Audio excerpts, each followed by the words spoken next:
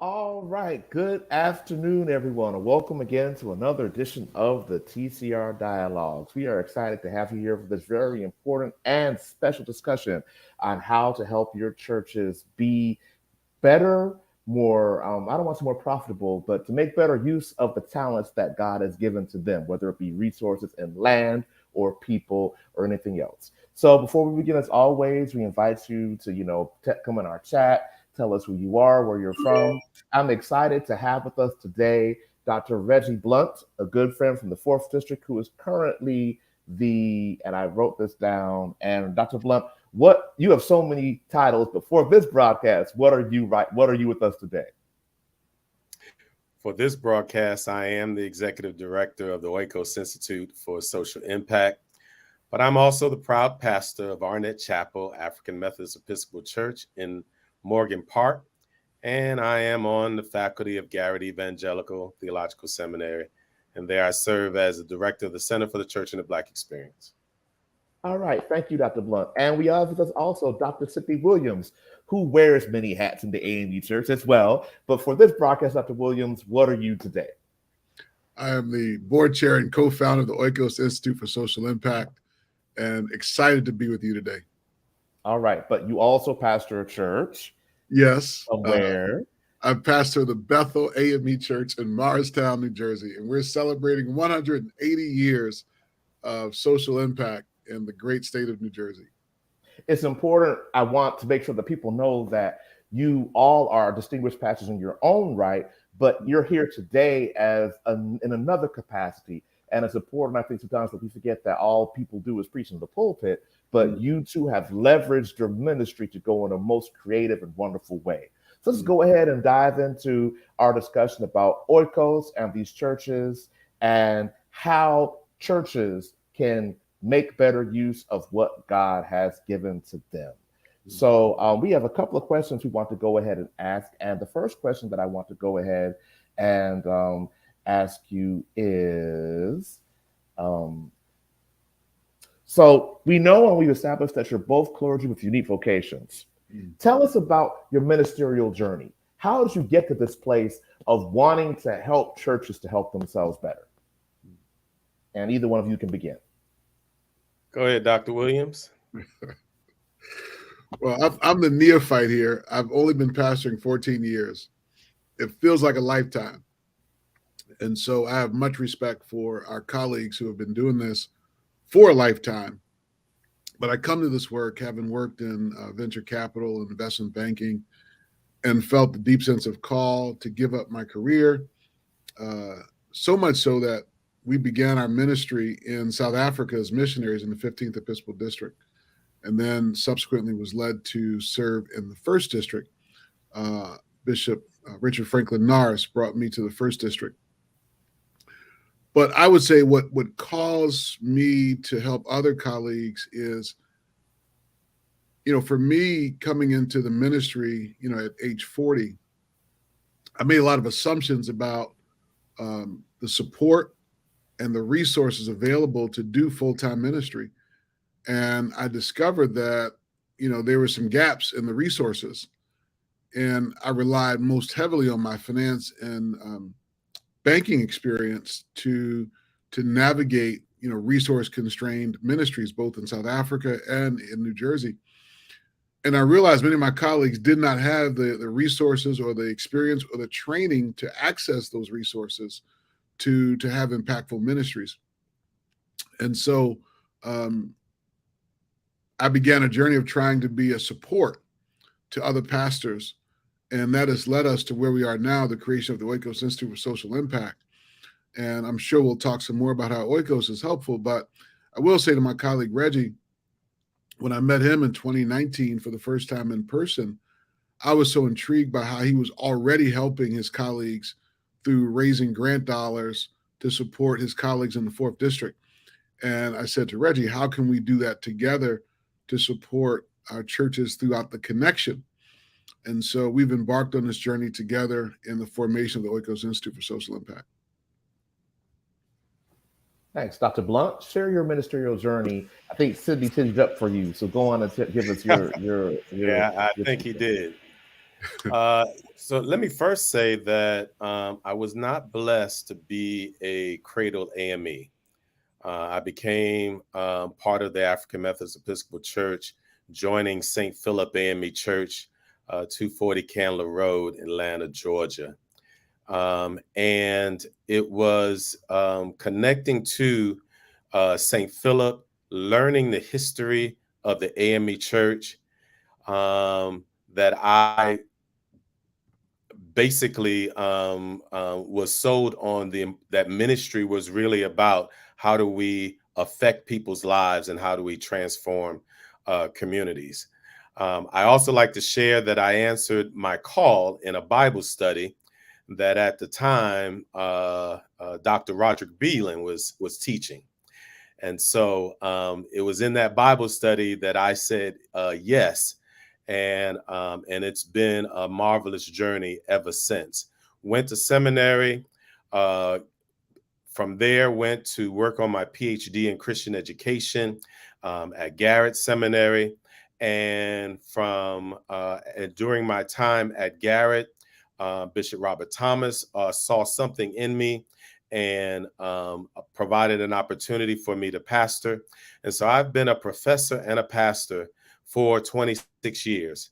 And at the heart of my commitment as a professor and pastor has been this commitment about the church being committed to meeting the needs of the community for which it serves. And so that has translated and transformed into this current work about how do we expand that even more? How do we even begin to think about scaling this work of ministry, this missional work that God has called us to? And so, as Sidney has mentioned, he and I connecting in 2019, we were able to begin thinking about how do we begin to do this on a much more grander scale. Now, there's a word that we want our people in our audience that are watching to remember, and that is the Oikos Institute. We're going to go ahead and flash that banner because we definitely want you to have that in your mindset and what it means, what this work is. And we'll be talking a lot about how the fruition of your work established a supported initiative for the church. But we want to move on to this. So we know that Dr. Williams, you grew up in the church, but your vocation, you were a second career. Whereas Dr. Blount, you were not a cradle AME, but you had a clear vocation to become a career minister. But you both ended up in the AME church somehow. And we know that the foundation of the AME church is the Free African Society. So let's talk a little bit about how this ministry relates to the Free African Society. Sure. One of the things when I grew up in the AME church as a kid with my grandfather at Mother Bethel, I never really knew the story of the Free African Society. I just knew that's my grandfather's church. I learned the catechism as a young adult. I knew the Apostles' Creed, the Decalogue, and I knew who Richard Allen was.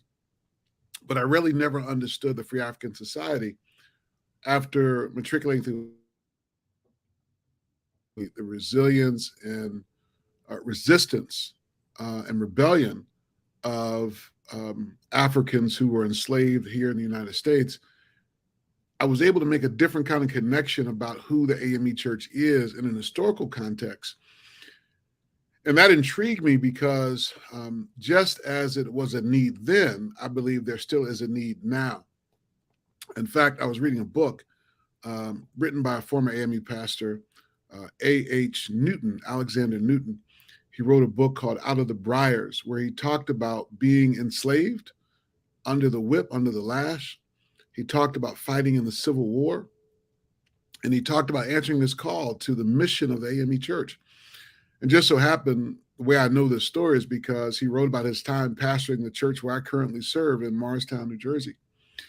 And what was so fascinating, Pastor Alexander Newton, reason for answering the call to the AME Church was almost identical to mine, even though our life experience is very different, but the environment we find ourselves in is still hostile to Black bodies, Black and brown bodies.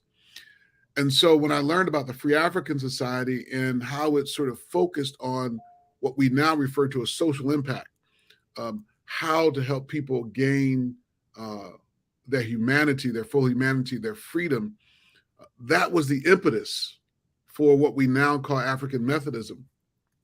And that led me to answer the call to ministry, because I thought there was no other way I could have the significant impact on the Black community other than serving in AME Church. I served in Wall Street, served in banking and finance, but it needed a holistic approach to the soul, the mind, the heart, and the economics of Black folks and Black families.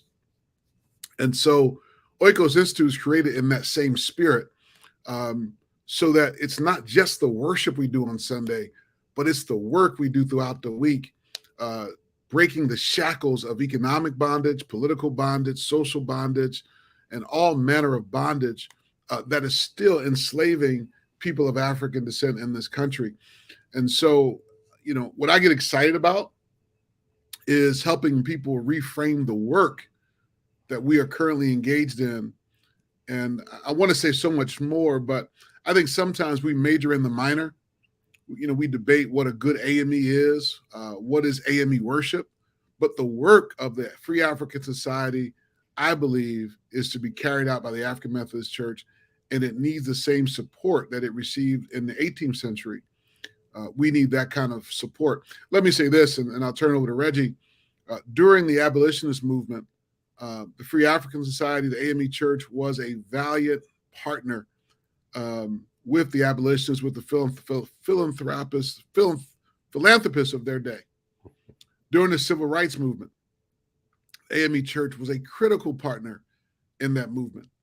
And now where we are today, Reggie will probably talk later about this.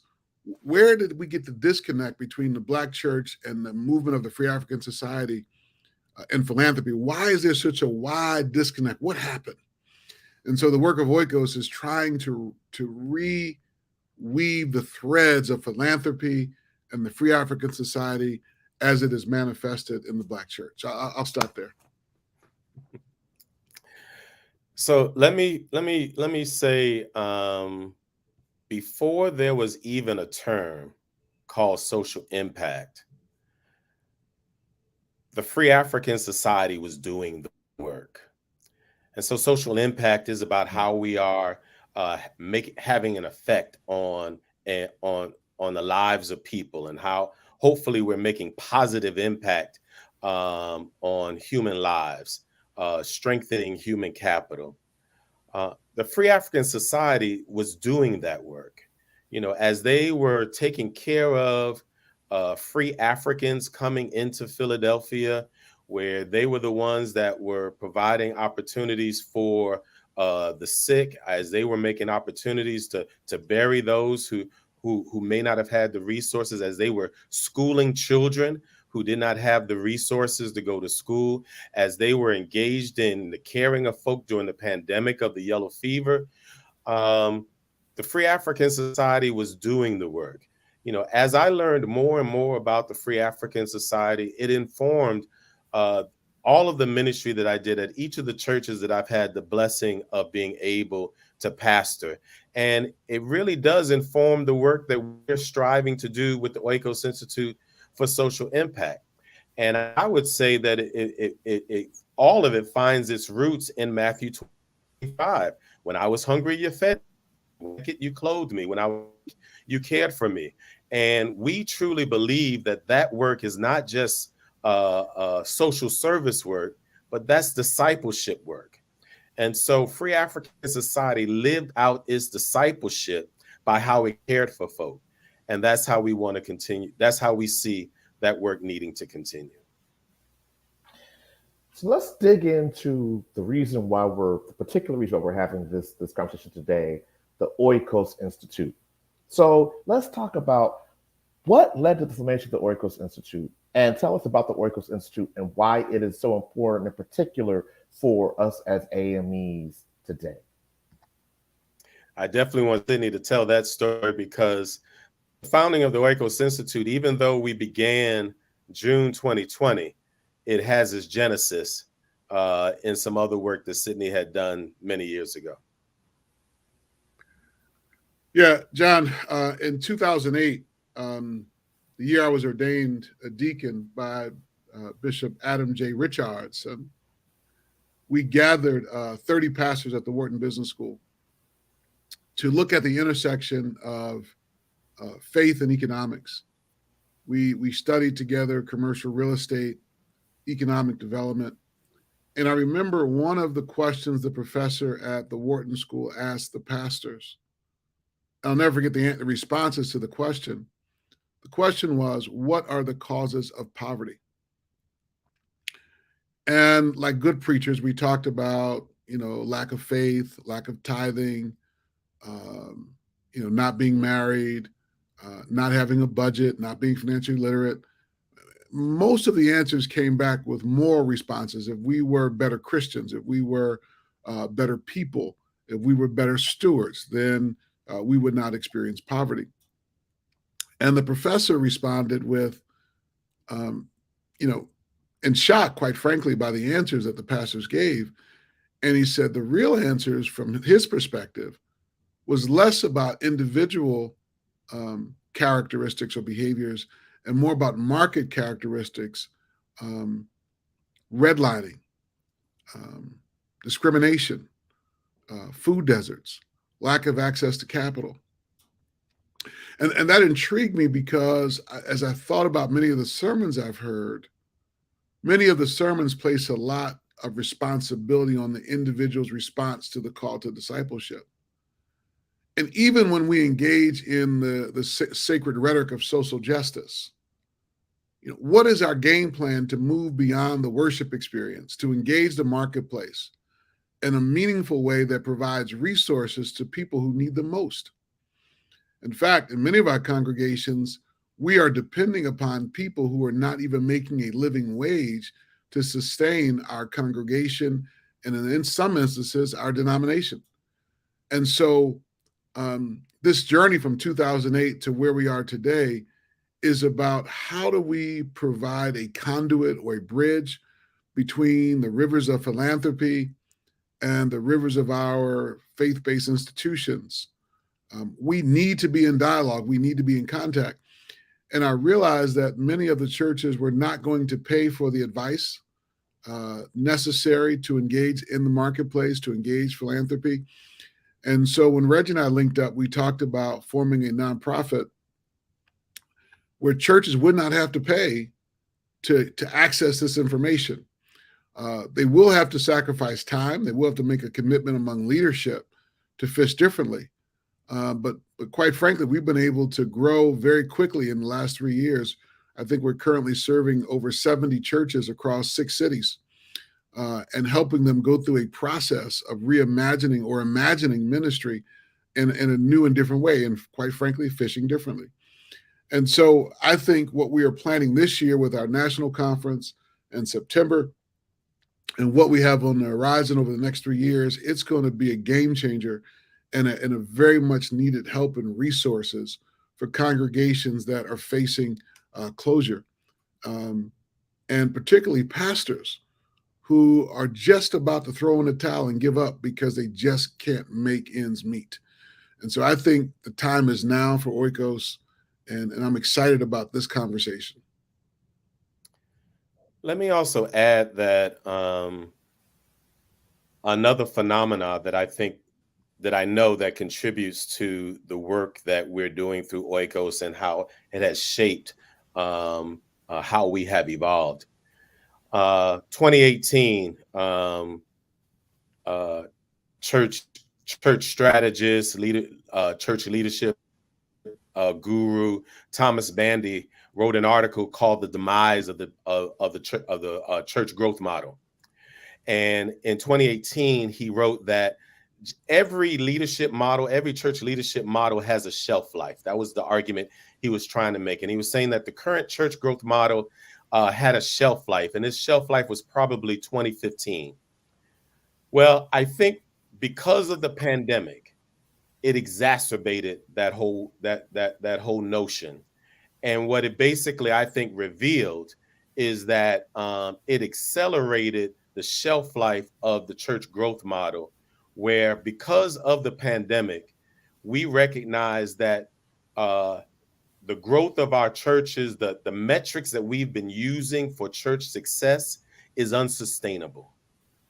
And so now we find ourselves in a period of time trying to figure out, so what's then going to be the new normal? What's going to be the new models, metrics of success that we're going to need to lean into? And we believe that that's still yet to be determined. We probably still have 3 to 5 years before the dust settles and figure out what that new model is going to be for our churches. But we contend that one that we need to be considering is how we think about how we measure social impact. How do we best measure what the role that the church does in the lives, in the actual lives of the people that God entrusts through our care. And so the work of the Oikos Institute for Social Impact is focused around that kind of metric. Who are you touching?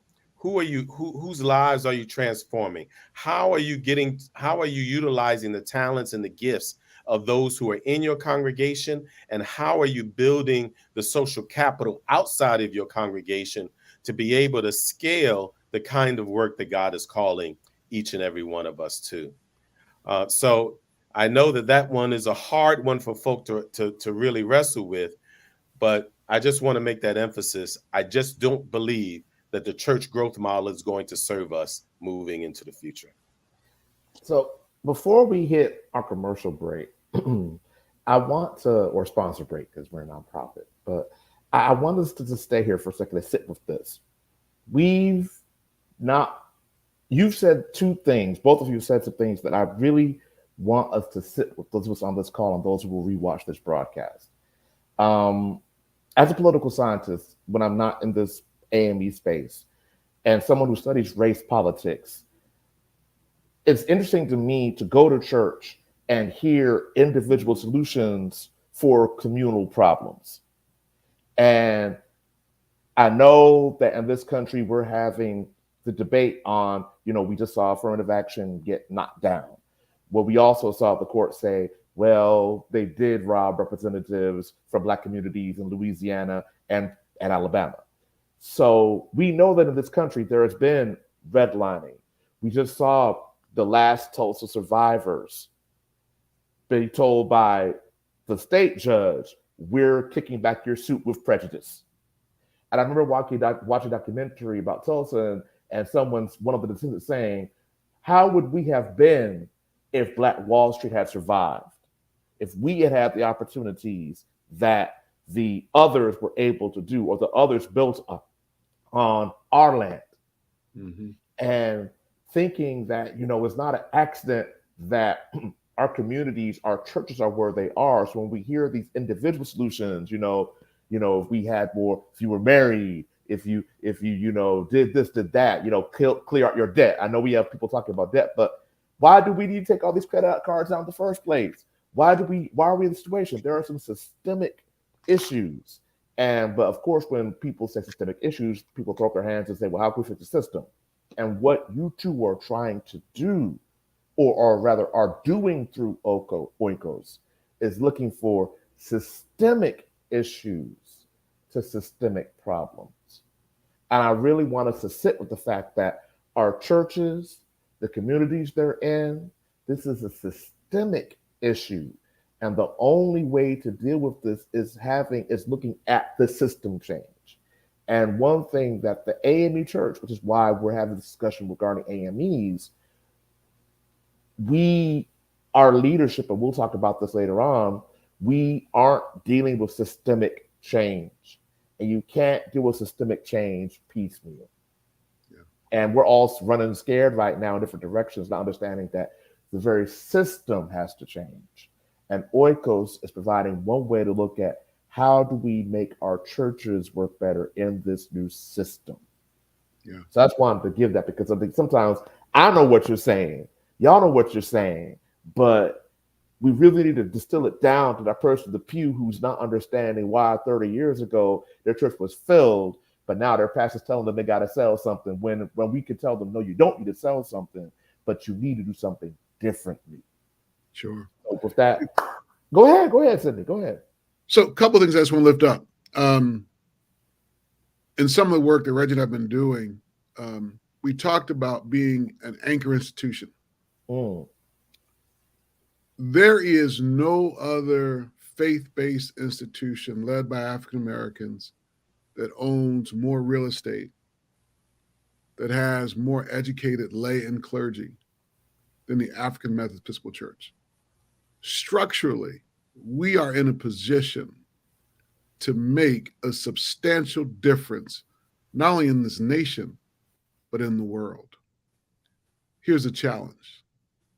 Although structurally we're in position to function as an anchor institution, requires substantial capacity building and substantial resources deployed at the local level.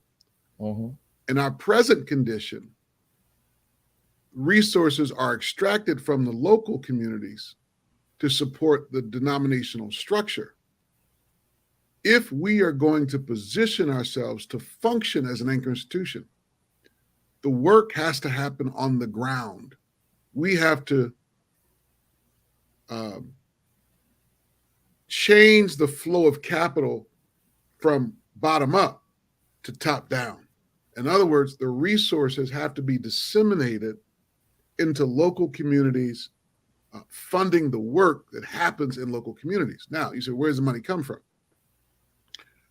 Just post George Floyd, we saw literally billions of dollars that were earmarked to address issues of racial equity, to address issues of economic mobility and food insecurity, to address issues of housing affordability in the very communities where our churches have been, in many instances, more than 100 years. When Reggie and I are traveling to these gatherings of foundation leaders, many of them exclude churches and faith-led organizations by the very nature that they identify as Christian. And so, on the one hand, we, the Black church, we, the AME church, have to begin to pivot around capacity building and directional positioning of how we want to function. But then on the other hand, the foundation community, the philanthropy community, if they are serious about addressing issues of violence in our communities, issues of poverty and the wealth disparity, issues of affordable housing, they need to identify a partner that is a trusted intermediary that has deep roots in the community. And you cannot exclude the Black church, and you certainly cannot exclude the AME church. Now, what is happening is they're trying to stand up secular nonprofits, new nonprofits that don't have the rootedness, that don't have the asset base, that don't have the structural connection. We're trying to do it through entrepreneurship with startup businesses that don't have the capacity to execute, that don't have the staying power. And so I think if we're going to look at this from an economic lens, philanthropists, place-based investors cannot continue to ignore institutions like the AME Church. And the AME Church cannot afford to continue the divestment in local communities. We have to think differently about the role of the local church, the role of our laity as boots on the ground, and then begin to find resources. Let me end my point with this. After the Charleston 9 took place, we had a golden opportunity. Funds were earmarked through Homeland Security to provide infrastructure, security infrastructure, to protect churches from what took place in Charleston, South Carolina. By the time the legislation went through, by the time the funding was allocated, many of our Black churches are still standing in line trying to get access to those resources. And it would have been most helpful if in the legislation, it would have been designated that this funding, given what took place for those 9 people that were gunned down in the AME church, if the funding had been earmarked specifically for churches that can demonstrate that they've experienced persecution, discrimination, segregation in this nation, but that element was left out of it. So we need to think differently about how we position the AME Church to function as an anchor institution, and then how we communicate to the foundation, philanthropic world, even government agencies about how to partner with these anchor institutions. And that is a great space for us to take our first break. We're going to listen to a message from Payne Seminary, and we will be right back.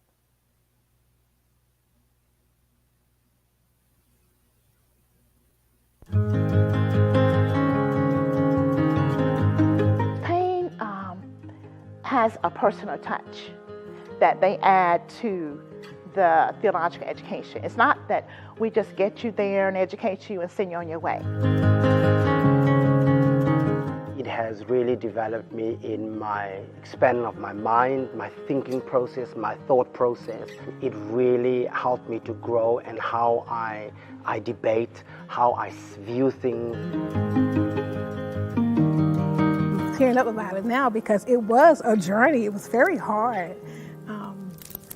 But having those professors and those mentors and that family experience believing you, to journey with you and to know that they believe in you, I don't think you can get that somewhere else.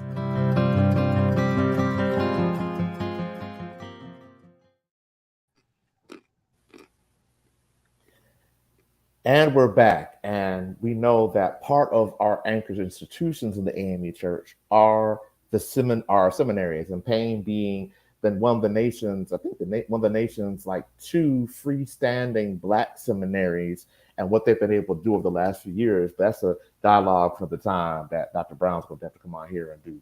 So, so Sidney, you were talking about philanthropy, and we were beginning to talk about Black institutions and AME churches and philanthropy. So let's just go in and dig into that a little bit more.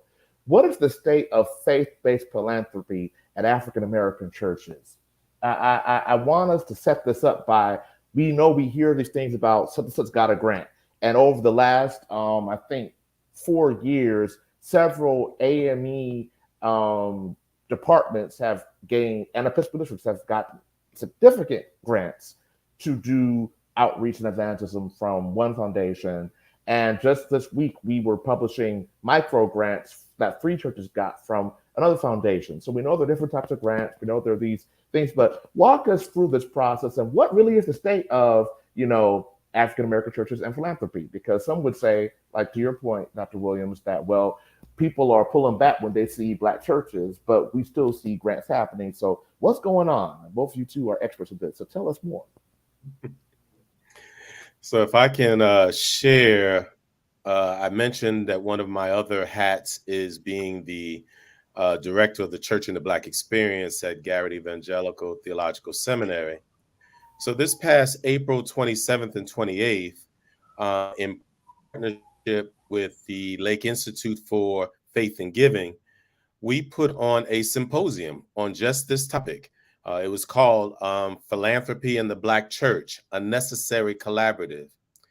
And what we drew upon was a partnership that took place that began about 40 years ago with the Council of Foundations and with Black churches, with the understanding and the notion at that time that philanthropy needed to do a better job of being in relationship and being in better alignment with the work of Black churches who were already doing the work on the ground, as Sidney had lifted up. We have been those anchor institutions. We have been, we have the trust. We have the relationships with the community. We have been doing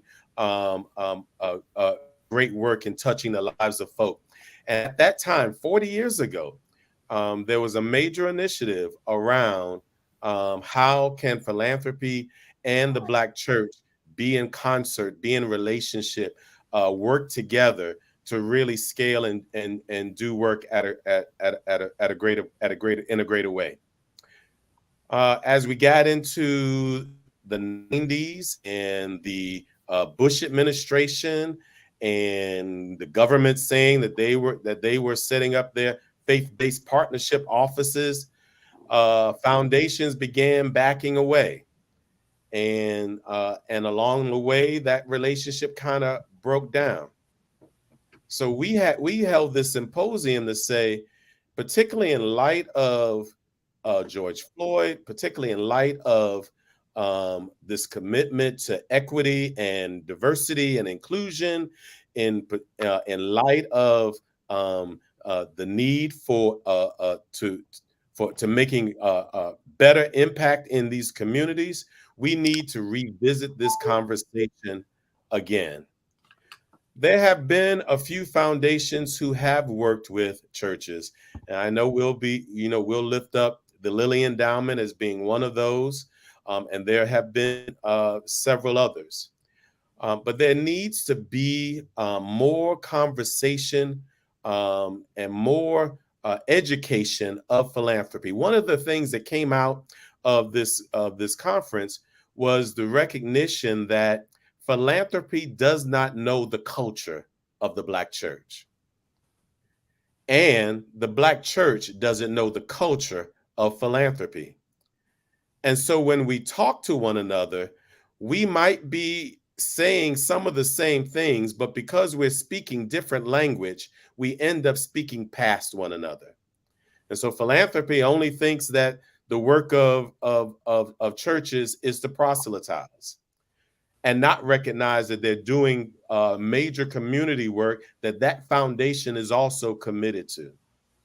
And so there needs to be some opportunities created, platforms created for both organized philanthropy and for for the purpose of our conversation, and the Black church, to be able to learn from one another, so that when we are in dialogue, that we are then able to know that we're trying to achieve the same aims.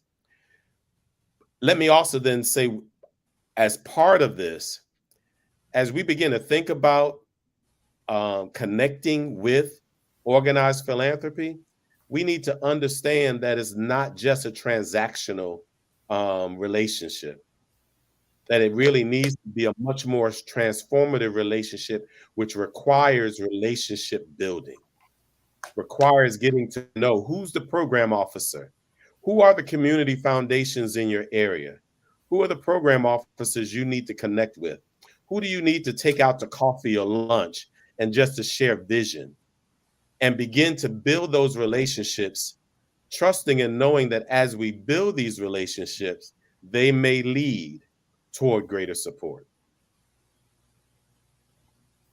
So it's more than just cutting a check and having someone show up to a meeting and drop some coins in your hand. Dr. Williams, do you want to opine on this some more before I move a little further? Yeah, so we've been talking about grants, but I want to shift it to investing. Foundations have a requirement to grant 5% of their corpus each year. Those are the crumbs. The real money is in 95% that is invested, in many cases in public debt and equity securities, but also in private debt and private equity. Oftentimes, these program-related investments, mission-related investments, they come in the form of forgivable loans.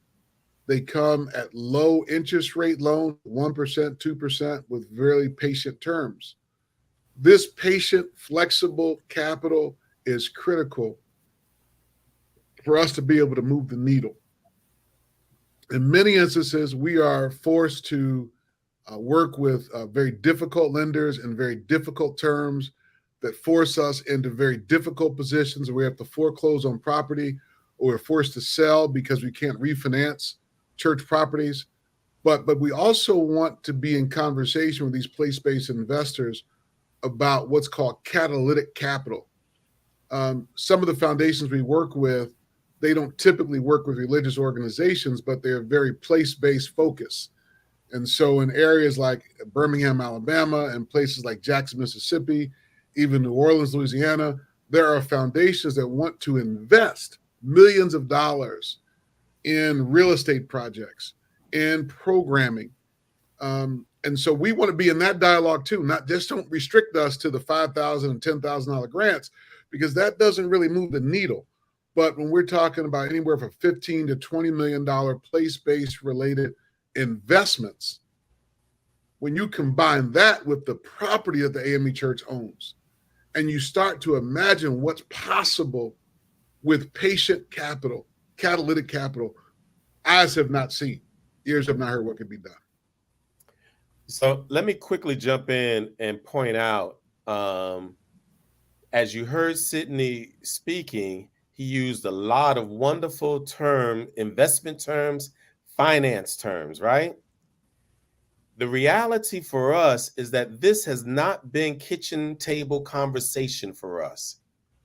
So all of this is new. It's new language. And what we want to argue, and what we, part of the work that we do through the Oikos Institute, is to help clergy leaders and lay leaders recognize that it is important to learn new language, so that when you are before these persons who have these financial resources for financing and investing and grant making and all of that, that you understand the language that they're sharing, so that you can be able to be at the table with agency, because you know the language as well. We have reached a time where we can ill afford not to be a learner of the financial world. Wow. And again, I want us to sit with this for a second. I was just talking to a church member who was lamenting the fact that to pay conference claims, her pastor sold the church parking lot. And we know that when you sell a piece of land for a today problem, you create tomorrow problems. And I was like, well, isn't there another way that you could have done something? And the language you're using here, many of our churches are concerned with the today problems of light bills, water bills, conference claims, denominational responsibilities, and can't see past that to what assets do we have and who we should be talking to for leveraging additional assets. So I want to change tack for a second again and just dig into, some of the things that our churches do that, we say, well, and then inevitably, not even 5-10 years later, someone comes back and says, if we had known that, we would have done something different. So what is one mistake that congregations make in fundraising and capital development that you've seen over and over again? You all can pick a different mistake. Yeah, but I want to start with this phrase that everybody's been using post-pandemic. Mm-hmm. Everybody keeps talking about reimagining ministry. That presumes that before the pandemic we were imagining ministry. Whoa! Wait now. We ain't trying to get run off the broadcast. But we're you imagining ministry? This is not limited to AME. Mm-hmm. Much of what religious tradition is about preserving what was. Yet Paul tells the church of Corinth, eyes have not seen, ears have not. No, you haven't even conceived of what God has for us, right? But in our church meetings, in our official boards, we are so risk averse that we don't even want to even imagine new possibilities. And that's not an attack. That's just an analysis of what is. And I also understand why it is. It's because of congregational trauma. It's because of personal life trauma. I love how J. Cole says, if we got trauma in our bloodline, you reference what took place in Tulsa, Oklahoma. That by itself, if there was never, ever a problem in the church, the very fact that in our history, in our bloodline, we've experienced trauma, there is mistrust. So when you start talking about new ideas, revolutionary ideas, stuff that nobody has done before, the first response is, we've never done that before. And that's not to say we're not people of faith. It's to say, I don't trust this process. The last time we tried something, I remember what happened, and I'm not going to do it this time. So part of the work that we do and is addressing the mistakes is, one, we have to address healing. We have to listen to the stories. And so I would say one of the key mistakes that we make, and I'm going to just talk about pastors since I'm one of them, and I've made the mistake several times, is we don't know the story. We come in, we cast vision, we talk about the new thing, but we don't know what the people have been through. We don't know in what ways trauma has hijacked their imagination. And I also say that part of it is just timing, right? When I got assigned to my current congregation, there were things I had to do, in 2 months and 3 months and 4 months. There were obligations we had to meet, but the congregation needed to heal. And we have to balance this healing imperative with our capital imperative. And so I think a common mistake we make is we rush into trying to do a transaction. And as Dr. Blood says, we need to slow down and make space for the transformation so that we really can begin to imagine about what's possible. Dr. Blount, Yeah, what's one thing you've seen? I don't want to keep harping on I take that back. I do. I want to keep harping on this notion of impact, of the impact that we have on human lives. I would often read, magazines like, Black Enterprise and Success magazines, and how to become a successful entrepreneur. I was interested in that stuff, and I came across a quote that has stuck with me all along the way, and it says, "How do you make $1 million? By helping 1 million people." And the challenge for us is that we keep trying to fundraise and not ask ourselves, what's our mission? Because the reality is money does follow mission. And so the mistake that we make is that we're trying to gain more financial capital without clearly having an understanding of our why. When we're clear about our why, and when we're able to truly articulate our why, and our why is not paying the light bill. Our why cannot be, to pay the mortgage. In these days and times, the why has to be connected to transform lives. And when we are connected to transform lives, when we connect our why to transform lives, we will recognize that there are others out there who want to be a part of helping us transform lives, who have financial resources that they don't have a problem sharing. And let me just, if I can, just quickly, 2 things.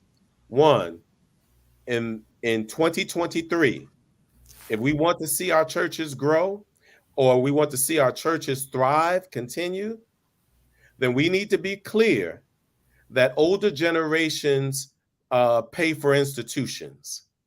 Younger generations pay for purpose. And so if we don't have a ministry that's connected to purpose, the younger generation is not going to be there to see our congregations thrive. Wow. Go for it. I've been getting these comments in the text, and we have people here watching from Rwanda, watching from Namibia, and watching from South Africa.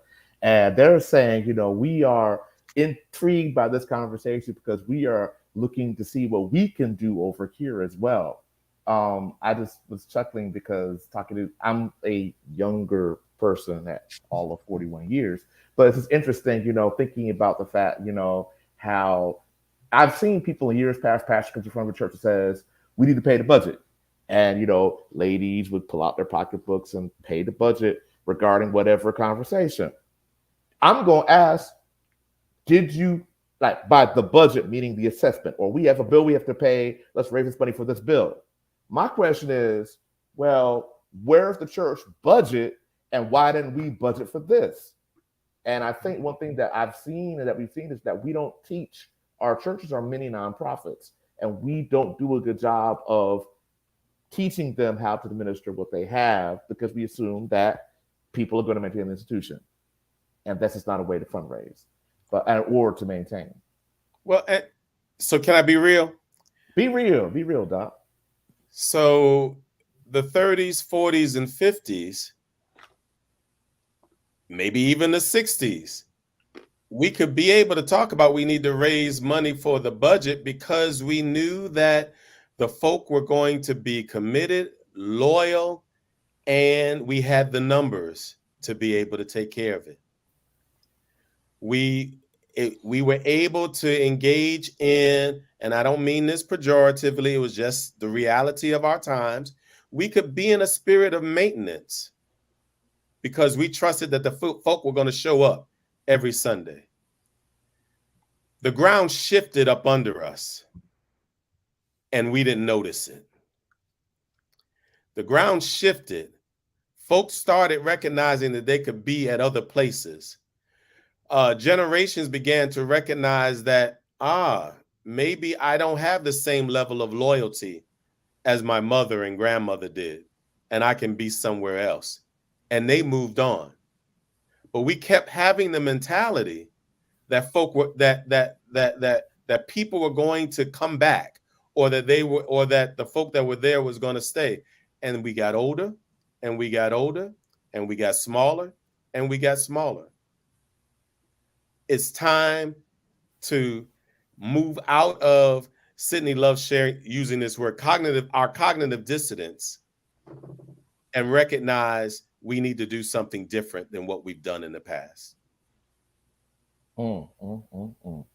So let's move on to how do we do something different? And let's talk about this September conference. I'm going to ask our team to put the Oikos Institute website up one more time. Let's talk about, what are you inviting people to come to Chicago from September 20th to 22nd to come and do? Tell us about this conference.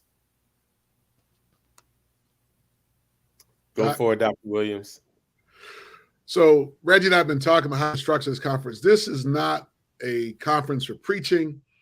It is not a conference for worship per se, but it is a conference to ignite the imagination, to learn new frameworks in which we can pivot and do something different, but not just learn how to do something different, but to connect with other people that are like-minded, who are looking for people to partner with in ministry.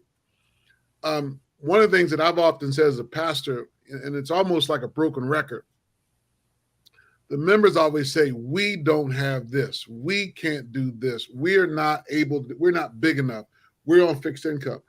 And I think we got to revisit the we. Who is the we are talking about?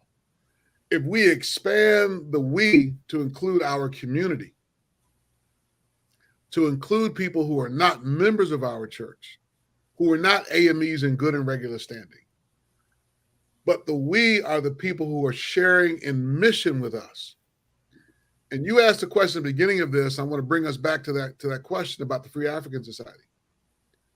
When you read the book Freedom's Prophet about the work of Richard Allen in Philadelphia, the members that were members of Mother Bethel, many of them were illiterate, could not read nor write, could not even print their own name. Richard Allen, if he had defined the we to the people who were escaping slavery, there would be no denomination. He had to partner with people in the city of Philadelphia, in the nation, who wanted to invest in the mission. Who were those people? We know. Benjamin Franklin was one of them. Benjamin Rush, a very wealthy doctor in town, was one of them. These people saw the vision, saw the mission, invested in the mission, never became AMEs. And I think one of the myths that we like to tell, it's for us, by us. But I want to suggest it's always been more than just us. And it doesn't mean we have to compromise who we are. We don't have to compromise our mission. But we have to find innovative ways to partner with our community to bring about the change.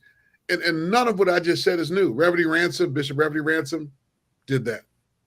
Bishop Henry McNeil Turner did that. Bishop Richard Allen did that. Bishop Gomez did that. So many of our bishops in our history have shown us models of how to access resources beyond the walls of the church to fulfill the mission of African Methodism. I think we just have to get back to what we were doing. And I'm going to tiptoe on this one. I think we started looking at too many white evangelical models for church growth rather than looking at our own DNA. And I think we got to get back to our own DNA to say what has worked for us, what makes us unique in the body of Christ, and get back to that. Let me add that the focus of this conference is called the Fishing Differently Conference. And we use an acronym called FISH, F-I-S-H, that stands for faith/financial capital, intellectual capital, social capital, and human capital. And at the heart of it all is recognizing that every anchor institution, every church has more assets available to them than what they believe that they have. And if we are able to tap into the intellectual capital, as we talked about, these, our members and others that tapping into their stories and knowing the talents and gifts and the spheres of influence that they have, and how they can bring that to bear to the ministry that God has called us to, and how we build social capital. And Sidney was touching on the fact that Richard Allen didn't build Bethel and subsequently the AME Church just with the insiders per se, but was able to build on social capital as well. And here is another thing that we need to come to grips with. We cannot build and move and help our congregations thrive through being in a silo. Nothing in the scripture tells me that the church is called to be a silo, an island unto itself.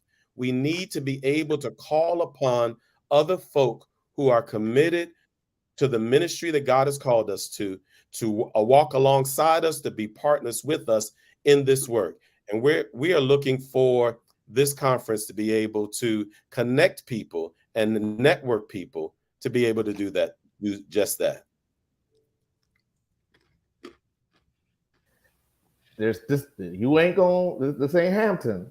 Y'all ain't gonna leave happy, with some preaching.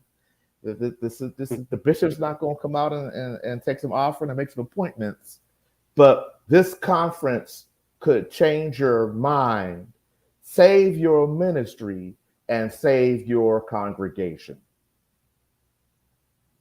Amen. So, amen. We're coming up on an hour, and we do have one. We do have one more commercial we need to get in before we go to our final question and wrap up. So I'm gonna ask our team to play our second commercial or sponsor from the Washington for CIO campaign.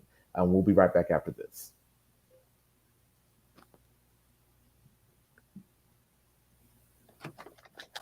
I am the Reverend Jared Britton Washington, and I am seeking your prayerful support for the office of Chief Information Officer of the African Methodist Episcopal Church.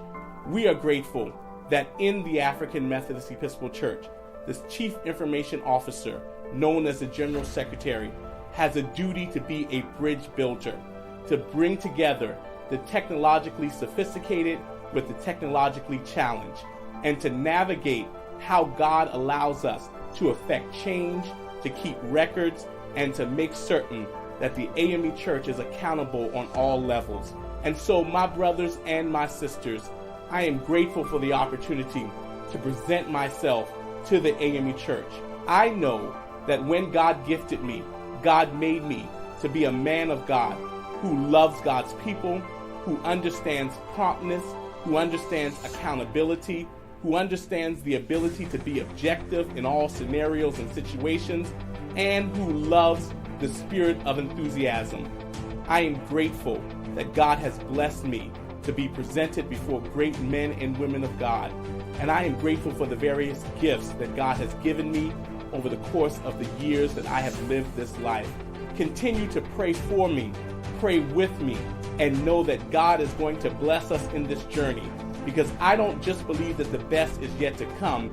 I believe the best is right here now, and greater is on the way.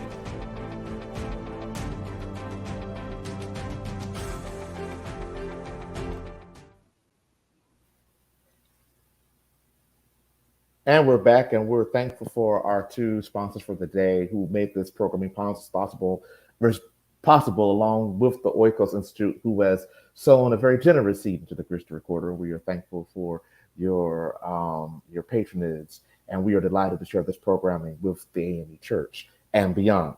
So we were getting some questions in the chat about the conference being virtual. I understand it's in person only, but are you looking at expanding and looking at, because some of what you're asking persons to do or what some of the tools you're giving are not geography specific. So I'm wondering if you're looking at potentially, and I know Dr. Williams, you at one point was starting to do ministry in South Africa. That was, a while ago. So I'm wondering, have you considered taking this over across the water, if you will? Well, in short, you'll recall, and thank you for your help, Fishing Differently is now available in Spanish. Mm-hmm. And so the Dominicans are very happy about that, by the way. Presiding Elder Rodriguez has distributed it throughout the island, and they are very, very happy to have gotten the books. So the month of October, we hope to convene a gathering, a Fishing Differently gathering in Dominican Republic. And I did get an opportunity to serve for almost a year and a half in South Africa. I think the principals work there as well. We do have an app. And I think there may be a way for me to share the link for that in the chat. But we will be loading up the videos and some of the conversations from the conference on the app. There's also, if you register, you'll be able to get some of the content on the conference app. So there will be a way beyond the conference to interact with conference participants, to be a part of the Fishing Differently network. And at some point, Reggie's gonna kill me, but at some point we're gonna try to go global. But right now we're just trying to keep up with what we have on our plate. Okay, we're putting the app from the Google store in the chat. We're Android over here at the Christian Recorder, so one of you I persons can fight it for the iStore. So as we close, I want to close where we began. Both of you are very loyal, well-regarded, and respected, and have contributed greatly to the AME Church. And Dr. Blount has been on the general board for several cycles, and Dr. Williams has been a highly sought-after consultant in various venues throughout the church. So we saw this year, for instance, we know the elephant, well, it's not an elephant because we're talking about it now, the issues regarding our the retirement program, as well as the initiatives that I know your spiritual father, Bishop Seawright, has started to do, Dr. Williams, in the 9th District. So we won't want to close by just asking, what is your advice for the connectional church? And I mean advice for our leadership. Because, we're about to elect at least 5 new bishops who overnight will be going from supervising hundreds or thousands to thousands to tens of thousands, with pastors, presiding elders, and a variety of projects and responsibilities. So what is your advice to those new bishops, to those current bishops, to the presiding elders who are supposed to establish one new church supporter, but have a great degree of leeway over how our properties are distributed and how the pastors are motivated?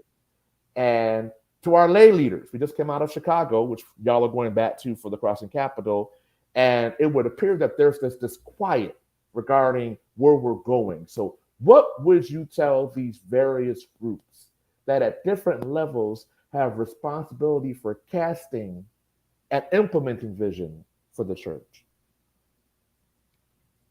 I don't know if Reggie remembers, but we had an opportunity to have lunch with Bishop Frank Madison Reed, and he was very generous in sharing his wisdom that he gained from his father and his grandfather. Among the many things he said really resonated with me.